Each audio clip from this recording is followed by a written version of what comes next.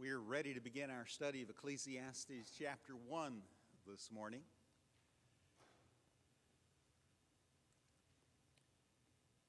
The format for this study will be that we will read a text and then raise a question regarding the text just read and provide an answer. We hope that will help us all have a better understanding of Ecclesiastes. First section is chapter 1, verses 1 through 3. The words of the preacher, the son of David, king in Jerusalem. Vanity of vanities, says the preacher. Vanity of vanities, all is vanity.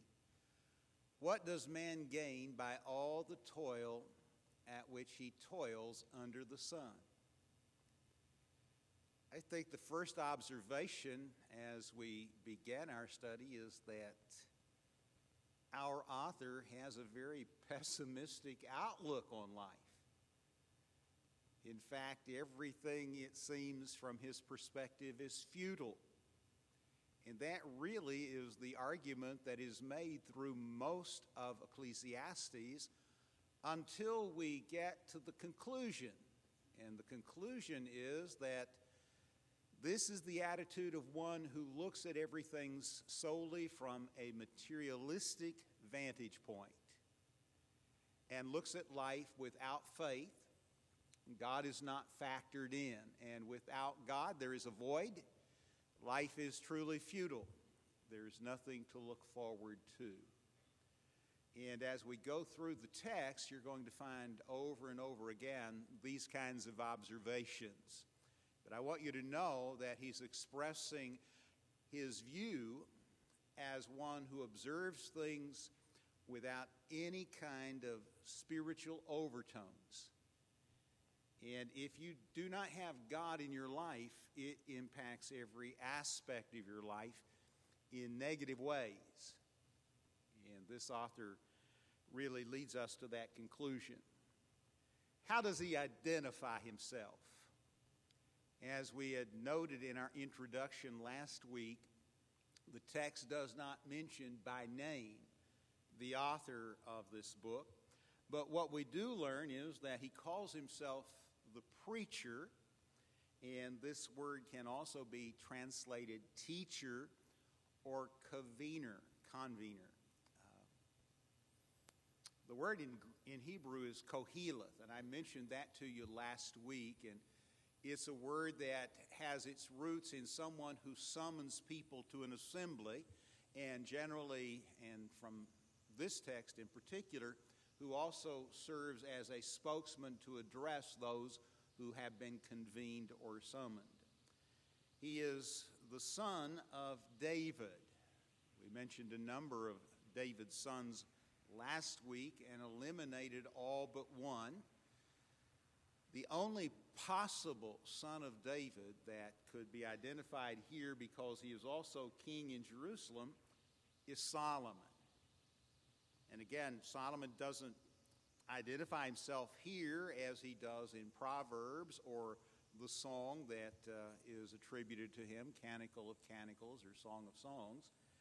But just looking at what is described, the only conclusion is that this has to be the son of David, Solomon, who succeeded his father to the throne and eliminated the opposition. And at that time, the opposition was Adonijah, elder son of David, older than Solomon, but not intended to reign.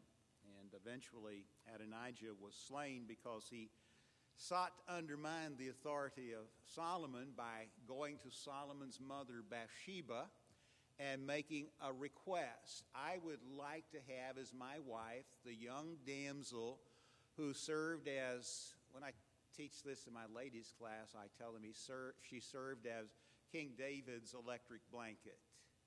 She was a young maiden who was brought in just to lie beside him and keep him warm at night. And Adonijah said to Bathsheba, just go to your son Solomon and ask that I might have her. Well, that was the last straw, because if you got one of the king's women, you in essence are laying claim to the throne, and Solomon would have none of that. So Adonijah is put to death by Joab, and that's the end of that controversy for sure. So only Solomon was a son of David who reigned in Jerusalem over Judea. So the answer to the question, how does the author identify himself, is pretty straightforward. The only way to get around Solomon as the author of the text is to do what liberal theologians do and say that this is only used in a representative or ideal fashion, and that the author is not really Solomon, he's only posing as Solomon. And I can't speak for you, but I have real problems with that kind of interpretation, because I can find nothing anywhere else in the Bible that would ever suggest that God would operate in such a fashion. This is an inspired book.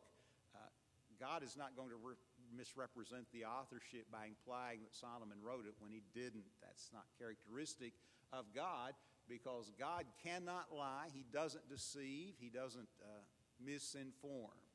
So realistically, you stick with the text, and it's pretty clear who is writing.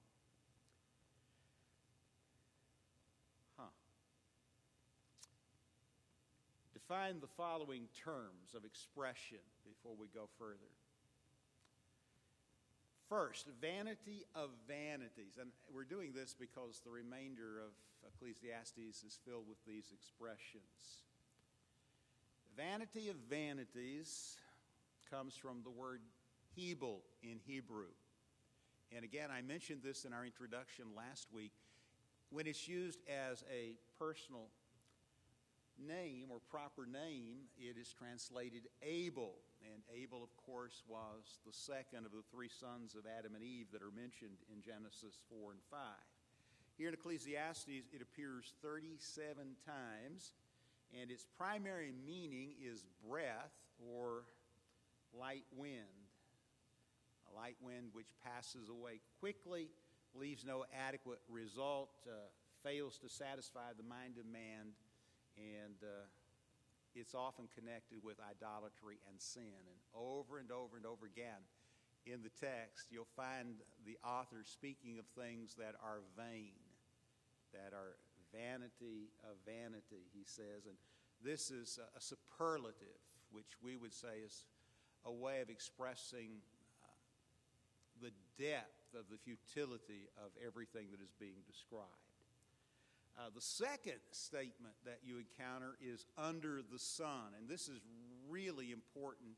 These are observations that are made from a strictly human perspective without taking in any spiritual overtones, without regard to faith. For instance, you will learn as we go through Ecclesiastes that it appears that when you die, there is no knowledge under the sun. And some would associate that with the idea that when you die, you go into a kind of soul sleep and are, for all practical purposes, unconscious until you are awakened in the return of Christ. But the reality is that when you read all of Scripture, you find out that there is a Hadean realm, an abode of the dead, described as being compartmentalized between paradise and torment. And one of the things that you'll learn is that those in paradise and those in torment are conscious. Not only are they conscious, they carry into the abode of the dead their own memories, their own distinction as a human being, and are, in essence, alive in a different realm. And so when we encounter something that's stated as being under the sun, the idea is that this is the observable viewpoint of one who is speaking or writing. It has reference to life on earth as opposed to what lies beyond the grave. So it appears when people die, based on the text that we will eventually cover, whether you're a man or a beast, the end result is the same. This is the appearance under the sun from a strictly earthly viewpoint. But if we step outside of this particular materialistic, physical environment into the spiritual sphere, there's a whole different thing going on. And so under the sun simply has reference to things that are occurring this side of the grave on this globe. Vexation of spirit is a third term that you find 7 times in the book. It's a feeding on wind or a chasing after the wind. In fact, most modern translations refer to it as a chasing of the wind rather than vexation of spirit. And chasing the wind is pretty futile. My goal this afternoon, I mentioned to you Wednesday night that I should have gone home after work Wednesday afternoon, raked leaves. But I decided, what's the point? They're just going to fall again the next day. And so I waited until Thursday evening, and I got all of them picked up that had fallen. And then it rained and blew yesterday. And what does the wind do? It just scatters everything everywhere. I could have gone out and tried as they came off to catch them, but they just go everywhere. It would be futile. Life can be like that. It's like a chasing after the wind. You just go on and on and on, but you never get anywhere because you can't catch it. And there are times that this writer uses that expression, vexation of spirit, and the word spirit here in its core means breath, and thus the movement from breath to wind and the futility of trying to capture the wind, chasing after the wind. It's vexation of spirit. Knowledge plays a key role in Ecclesiastes, and knowledge here is understanding as it is used. As we become more and more sensible, it seems that Solomon is saying, to our own ignorance and impotence, we are so powerless in so many ways, we become more sorrowful. And there is that clear element of depression in Ecclesiastes through most of the text until we finally reach the point where the author says, but this is my conclusion. Here's what life is really all about. And if you understand that, then it changes everything, and you will have a different viewpoint. And wisdom is used as the power of observation and judgment and the knowledge acquired thereby. So these are the factors that you really need to pay careful attention to as we go through the remainder of the text. We know who wrote it. We know that he was a king in Jerusalem, and we will learn as we go through chapter 1, a man who was endowed with tremendous wisdom. And further, we will learn that he also in chapter 2 engaged in great building projects, just reinforcing again our view that Solomon is the author. Look at verses 4 through 7 now. The text says, a generation goes and a generation comes, but the earth remains forever.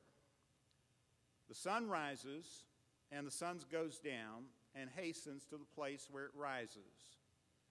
The wind blows to the south and goes around to the north. Around and around goes the wind, and on its circuits the wind returns. All streams run to the sea, but the sea is not full. To the place where the streams flow, there they flow again. There are 4 illustrations, if you were paying attention to those verses, utilized by our author to show why life can, at least on the surface, appear to be futile. Why it seems as though we're just chasing after the wind. I think in some ways it reminds me of what my second granddog does. Jenny is still a pup, and she is the funniest thing because she will get her tail in her mouth and just go round and round and round and round. Not smart enough to know that she's got her own tail because she likes to grab the tail of my older granddog, Maddie, every chance she gets, but sometimes she doesn't realize that she's chasing her own tail. But that's not accomplishing anything, is it? It's like chasing after the wind. Solomon says here in 4 ways, again, under the sun, this is his viewpoint, simply looking at things from a strictly materialistic view. Life is pretty monotonous. It's tedious. It seems like we just aren't ever going to get anywhere. So that leads me to ask, what illustrations does he use to show the apparent futility of labor or effort? And if you were listening or reading the text, you will see these things pretty quickly, and they're illustrations that are fairly easy to comprehend. He talks about death. Death comes to all. Generation after generation, nothing is lasting. As a new generation is coming on, an old generation is dying off. I'm a part of the dying off generation. I'm from that baby boomer group that we've heard about. I've heard about all my life. After World War II, there was this growth in numbers of births. And that age group, the baby boomers, are now beginning to really die off. And a new generation keeps coming on. And what happens is that we never seem to learn from generation to generation. We just continually deal with the same problems and often try the same solutions that don't work, and there's just all this repetition. We're not getting anywhere. You may think, well, we've made tremendous strides just in the last 70 years. Look at what we've accomplished in terms of automobiles. The first new automobile I bought in 1972 literally rusted to death. I mean, it just fell apart. The last automobile I bought,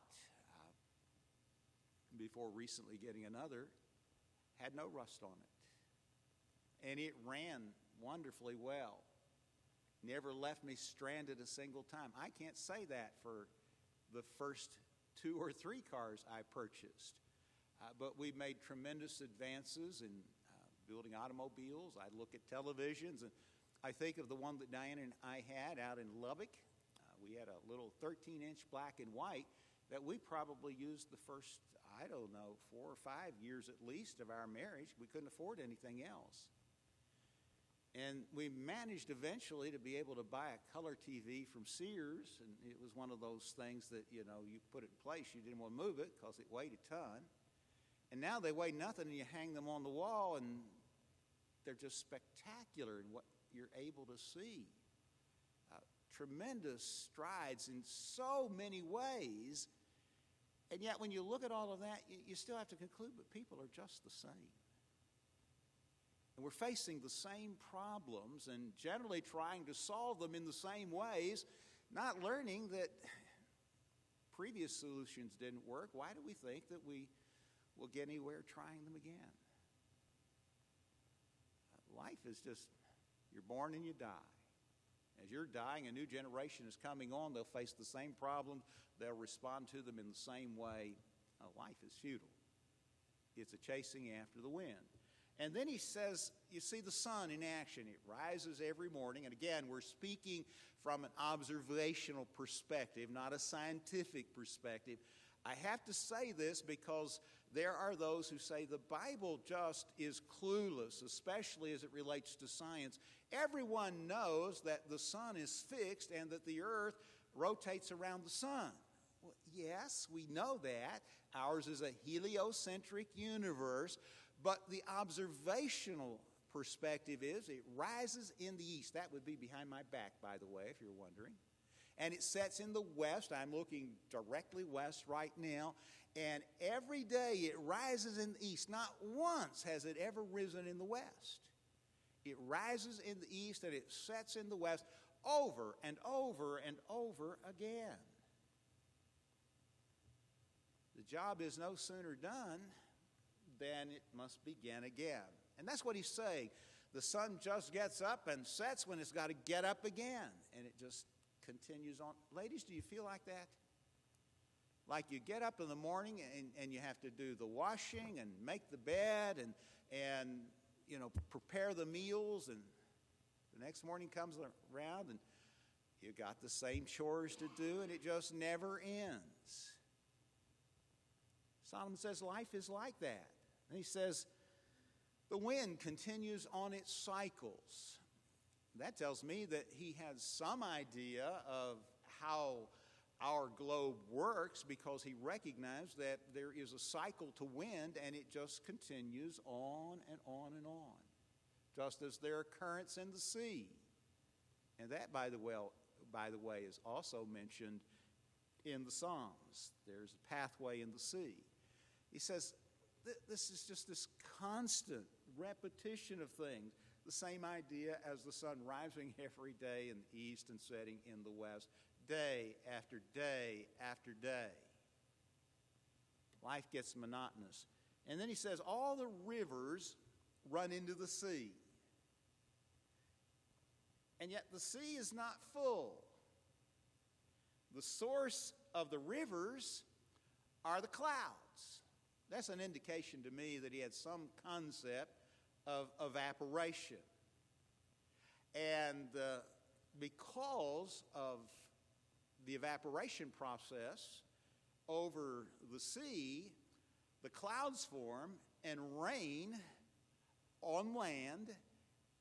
That feeds the rivers, which run into the sea, but the sea never gets full. It's just one constant vicious cycle.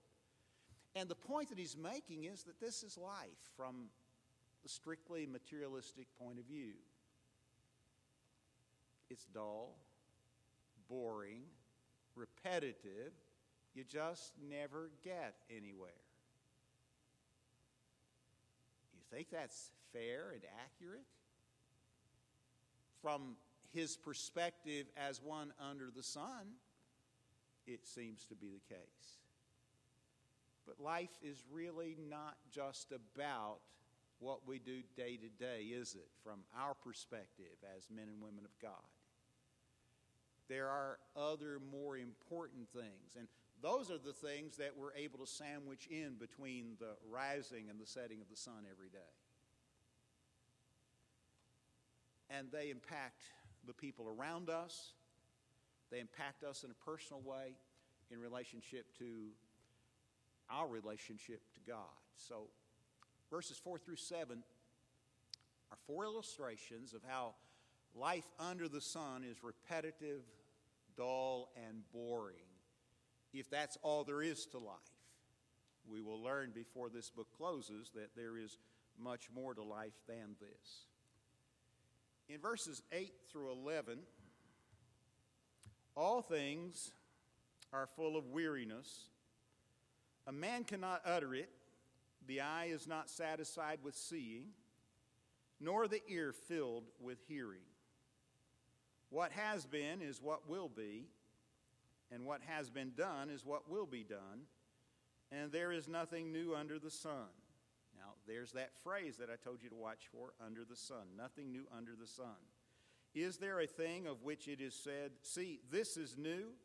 It has been already in the ages before us. There is no remembrance of former things, nor will there be any remembrance of latter things yet to be among those who come after. The first thing I would point out to you is that we're all pretty forgettable. 100 years from now, should our world stand, who will remember you? Who will remember what you did? Probably no one. I don't say that to disparage anyone or discourage anyone. It's just life. As we've already noted, generations come and generations go, and nothing seems to change under the sun. But it's not an accurate perspective, because we can have, in the brief time we have on this globe living under the sun, an impact that is going to last far beyond our lives, and a positive impact on others that will determine their eternal destiny as well, should we choose to live life as it ought to be lived. Sad reality is that most don't. And for those who don't, this is the way life is. But for those who have a spiritual perspective and an eternal view, it's a different story. It will take us a long time to get there, but that's where we're headed. So how does the author describe the restlessness and lack of contentment which so often characterizes men? And that's what he's describing in verses 8 through 11. Well, he speaks in verse 8 of continuous labor, lack of satisfaction in seeing and hearing new things. It's just, as we've already noted from the previous section, life is repetitive, which means it's boring, and we get discouraged. Labor doesn't really provide the kind of satisfaction that one might think that it would provide if it is labor just for the sake of labor. What do I mean by that? Most of you have jobs, a profession, a way of earning a living. If that profession, job, way of earning a living is just a means for a paycheck, it's not going to be enjoyable.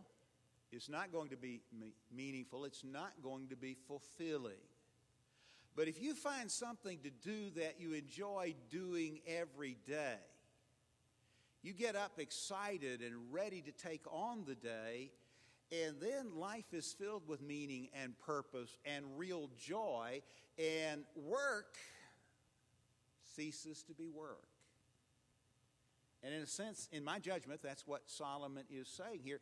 And what is true is that for most people, they never really find the thing that brings them the greatest joy. They end up working just for a wage to survive throughout all of biblical history, in essence, for the day, because in both testaments, wages were paid at the close of every day. And under the Mosaic system, that was mandatory by law. God dictated in the law of Moses that the laborer was to be paid at the close of every day. And the reason is very simple. If he didn't get paid, his family didn't eat that night. There were no resources to fall back on. You couldn't pull something out of the deep freeze or a jar off the wall in the cellar of something you'd canned the summer before. That kind of thing just didn't exist. And if it did, there were ways to preserve foods by drying them and fermenting them. But most people didn't have enough resources to accumulate enough for preservation. So if you don't get paid, you don't eat. And so you work to get paid so your family can eat. And then the next day you get up, you go to work so you can get paid so your family could eat. And often it was menial labor. The average workday was 12 hours, and they worked 6 days a week under the law. They had Saturday off, which was the Sabbath, the day of rest. They worked 12-hour days, 6 days a week, and lived not from paycheck to paycheck, but from day to day. And there's no real satisfaction or meaning in that. And that's the observation that he's making. Verse 9, there is no new thing under the sun. A vicious cycle of life and death occurs. You say, well, they didn't have missiles or airplanes back in Solomon's day. We have those things today, but airplanes are just another means of transportation. And people have always been going from point A to point B. Missiles, just another means of killing. Just a fancy arrow slung from a fancy bow. The essence of it is that Things may change, but people, and this is where life really needs to revolve around people. People are the same. They don't change. Verse 10 says, the past is quickly forgotten. Look again. Is there a thing of which it is said, see, this is new? It has been already in the ages before us. There's no remembrance of former things. We forget so quickly what has happened. And when you forget the past, you're doomed to repeat it, to make the same mistakes. And that's the argument that he's making here. Then he moves from that argument to verses 12, 13, and 14. See if I can read it from the screen. I, the preacher, have been king over Israel in Jerusalem. Aren't you glad you weren't standing, Ed? If you stand by a speaker when that happens, it's 10 times louder. And I applied my heart to seek and to search out by wisdom all that is done under the sun. Remember that phrase, under the sun, tells us what he's observing and where. It is an unhappy business that God has given to the children of man to be busy with. I have seen everything that is done under the sun, and behold, all is vanity and a striving after wind. So, the preacher, and I believe that you should read Ecclesiastes as a sermon. It is a sermon clearly designed to convey a message, illustrated with illustrations that are easily understood, that reinforce the message, leading to an obvious conclusion encountered in chapter 12. And so it doesn't surprise me that he calls himself the preacher or the teacher. And again, as we've already noted, he's been king over Israel. The liberal theologians would argue, well, this can't be Solomon because he says, I have been king, meaning that he is no longer king. And of course, Solomon reigned until his death in about 930 BC and was succeeded to the throne by his son Rehoboam. But the concept in Hebrew is very clear. There's nothing grammatically that would in any way set aside the notion that Solomon is the author. He's saying, I have been king. And now from my standpoint of being an old man, having been king for a long time, this is what I have concluded. There's nothing to suggest that he is no longer king here in the original language, and I think it's a stretch even to argue from English that that's the meaning. I've been in this position a long time, and this is what I've concluded as a result. His life is drawing to a close. He's experienced everything that life offers, and he's found that none of it was satisfying. Life only becomes meaningful when something happens. God is factored in. You wonder why in our world there is so much drug addiction, alcoholism, depression, and despair. This book answers our question for us. Because people are looking for meaning everywhere but where it can be found in a relationship with God. You'll never find it in money. You'll never find it in power. You'll never find it in pain. You won't find it in a bottle or a pill. You won't find it in sexual license. You won't find it by filling your belly every day with the delicacies of life. You will only find meaning and purpose in a relationship with God. And I have experienced it all, Solomon will say, and I found it all to be empty without God. Isn't that our message as the church today? Shouldn't we be conveying in our lives and with our lips the difference that God makes when He's a part of life, when He gives meaning and purpose to our existence? So this section leads me to ask, what does the author say he set out to do, and what conclusion did he reach? I think that's what verses 12, 13, and 14 are telling us. And what he says is this: he was determined to seek and search out wisdom. In essence, to find out what life was really all about. He thought it could be learned by observation, that he could discover facts that would make life more meaningful for him. But he said, what I discovered is that everything is a vexation of the spirit. That is, it's a chasing after the wind. I'm just not making any headway. The more I learn, the more I realize how little I know. I don't seem to be making progress at all. And he will ultimately conclude because he was looking in all the wrong places. When I've shared with you our study of the Sermon on the Mount, and I've done it a couple of times now, I've reminded you that the sermon begins with those 8 Beatitudes, seeing the multitude. He opened his mouth and taught them, saying, and he said, blessed are the poor in spirit.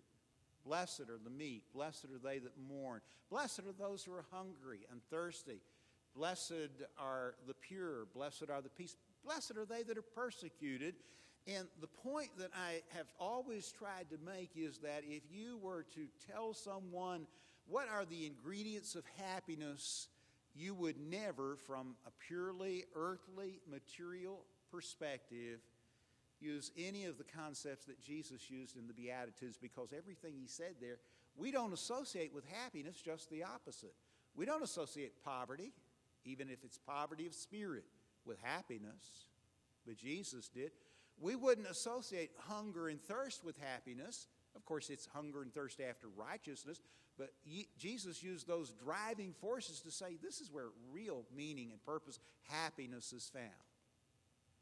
And Solomon's saying, I've looked at everything the world has to offer, and what I found is it doesn't satisfy.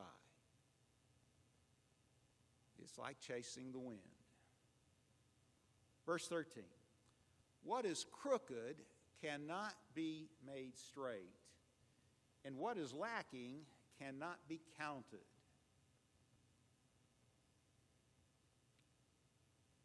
Is that technically true? There's a stretch of 821 between the interstate and Whipple that the highway department worked on for, it seemed like, forever to take out a curve, to take something that was crooked and make it straight. You think that that's something we can do today that they couldn't do 3,000 years ago when Solomon made that observation? That's not what he's talking about here. So the question is, what exactly is he meaning when he says what is crooked cannot be made straight and what is lacking cannot be numbered? He's talking from the perspective of under the sun, and here's what, in my judgment, he's conveying. He saw more clearly both the disorder and incompleteness of human action, that is, as it appears to man. The phrase, what is crooked, may refer to the inexplicable twists and turns of life, as well as people's actions that are beyond logical explanation. Haven't you faced situations that you never expected because life took a turn you didn't anticipate? And you encountered problems that you didn't think you would encounter, and you have seen people do things or say things that you would never have expected. I learned a long time ago that I'm not a very good judge of people, because I find people saying and doing things that just catch me off guard because it just never occurred to me that they might respond to something in that way. Generally, I've thought people to be far more mature, far wiser, far more knowledgeable than apparently they were. I've seen people that I really judge to be spiritual giants in the church not get credit for something they thought was deserving of them and just walk away. I apparently misjudged them completely, because no one who is truly spiritually mature is interested in credit or recognition to start with, and certainly is not going to respond by turning completely from the Lord when they don't get it. I just misjudge people. And I think Solomon is saying this happens all the time.